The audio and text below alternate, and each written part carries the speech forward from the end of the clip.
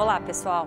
Hoje na nossa aula a gente vai falar sobre os marcapassos temporários ou marcapassos provisórios. Quais são as indicações de instalá-los, quais são os dispositivos disponíveis que a gente tem de marcapassos provisórios.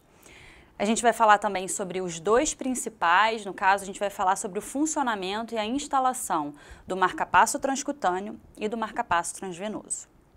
Então, inicialmente, a gente precisa entender em que situações está indicado a gente instalar um marcapasso provisório.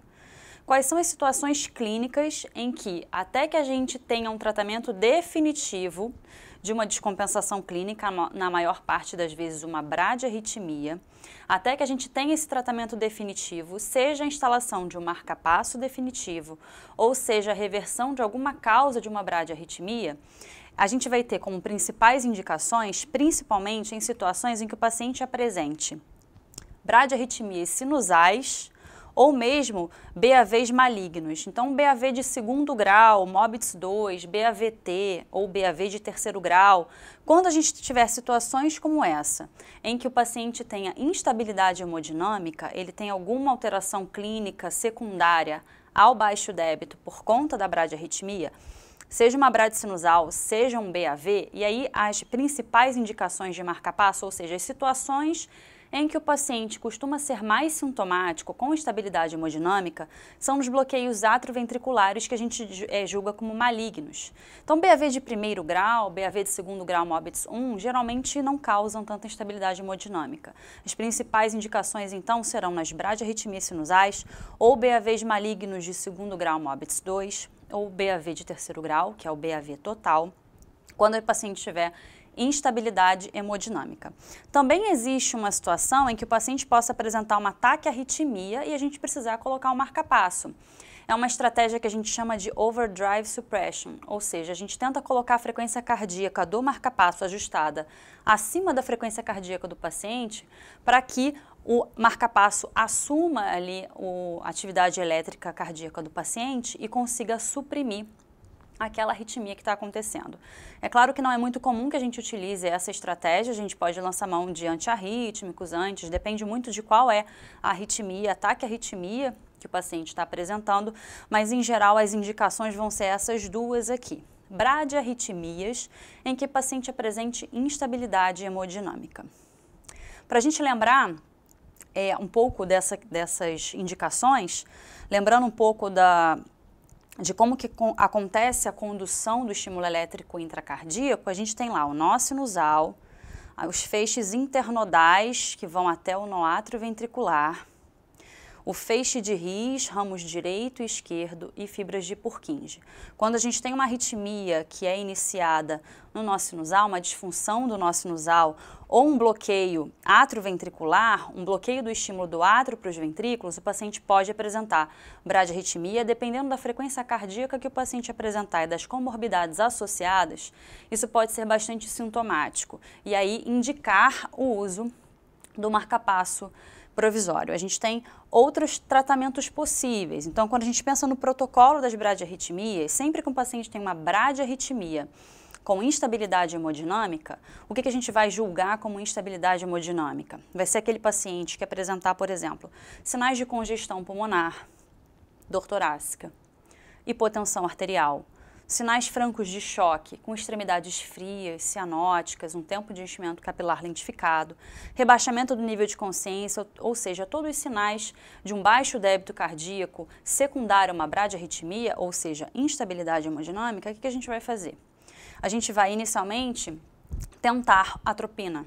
Dependendo da arritmia, se for um bloqueio atrioventricular maligno, um BAVT principalmente, existe uma refratariedade muito grande à atropina, a atropina acaba que não surte efeito. Mas o protocolo ele é feito para simplificar a nossa vida numa situação de extrema urgência. Então a gente segue um pouquinho essa regra, em que a gente primeiro utiliza a atropina e se a atropina não for eficaz na dose de 0,5 mg, podendo repetir aí mais 6 vezes a atropina, no intervalo de 3 a 5 minutos, mas se a atropina não for eficaz, a gente pode lançar mão de utilizar a dopamina ou a adrenalina, que são drogas que têm um efeito cronotrópico de aumento de frequência cardíaca, mas a gente tem como opção também um marcapasso provisório. Claro que enquanto isso, a gente vai investigar a causa daquela bradiarritmia, porque pode ser que a causa daquela bradiarritmia seja uma causa reversível. Por exemplo, um distúrbio hidroeletrolítico ou um paciente com infarto agudo do miocárdio, que a gente vai, de repente, fazer uma angioplastia e o paciente vai se recuperar daquela bradiarritmia. Pode ser que aquele paciente tenha uma causa reversível. E aí você mantém esse suporte com relação à bradiarritmia enquanto você está investigando a causa, enquanto você está tentando reverter a causa. Posso então ter como opções a dopamina ou a adrenalina, ou mesmo, se eu tiver disponível e se eu souber utilizar, eu instalo um marcapasso provisório. Provisório porque o definitivo, marcapasso definitivo, vai ser indicado em situações em que a causa não é reversível, então um paciente que tem uma doença do sistema de condução, que infelizmente vai precisar de instalar um marcapasso definitivo. O marcapasso é um procedimento cirúrgico. A gente não pode colocar um marcapasso definitivo em uma situação de urgência. A gente vai precisar utilizar um marcapasso provisório. E esse marcapasso provisório, a gente tem dois principais procedimentos que a gente faz como instalação de um marcapasso provisório.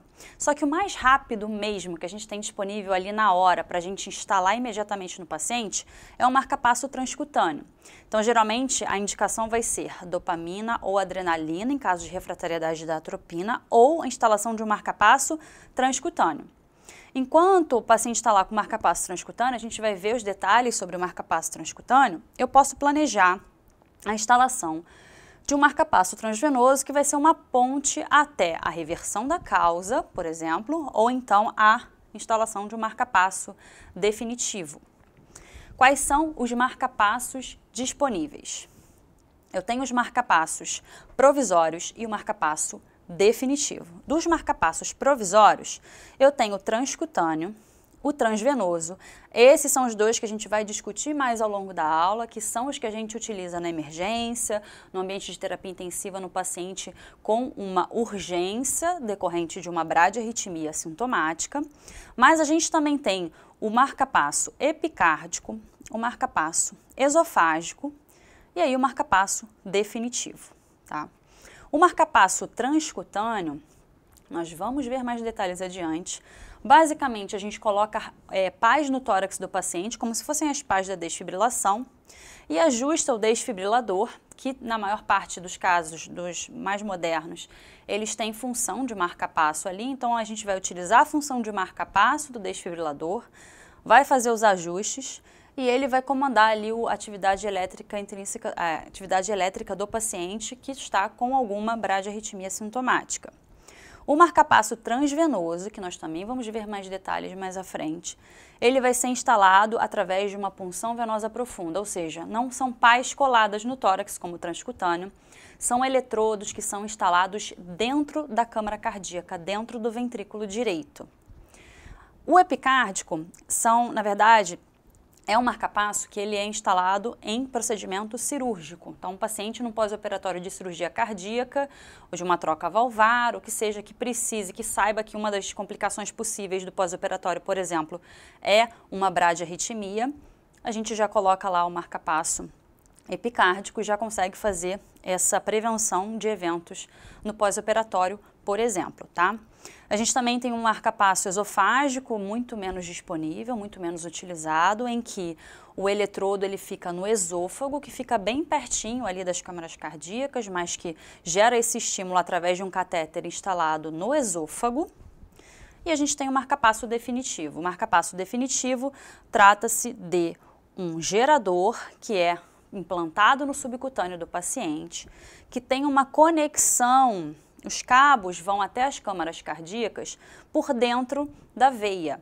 Então, ele é instalado para dentro das câmaras cardíacas, ele pode ser de dupla câmara, pode ser instalado, por exemplo, nos átrios e ventrículos ou só no ventrículo, depende da patologia do paciente, depende das comorbidades associadas, mas vai ser o procedimento, o marcapasso definitivo, ele vai ser um procedimento que vai ter uma indicação e vai ter um preparo, vai ser eletivo. O que numa situação de urgência a gente vai fazer durante uma bradiarritmia sintomática é caso as medicações não surtam efeito, instalar um marca-passo transcutâneo ou um marca-passo transvenoso, ou mesmo primeiro um transcutâneo para depois dar tempo de colocar o transvenoso. E a gente vai falar com detalhes dos marca-passos nas próximas aulas.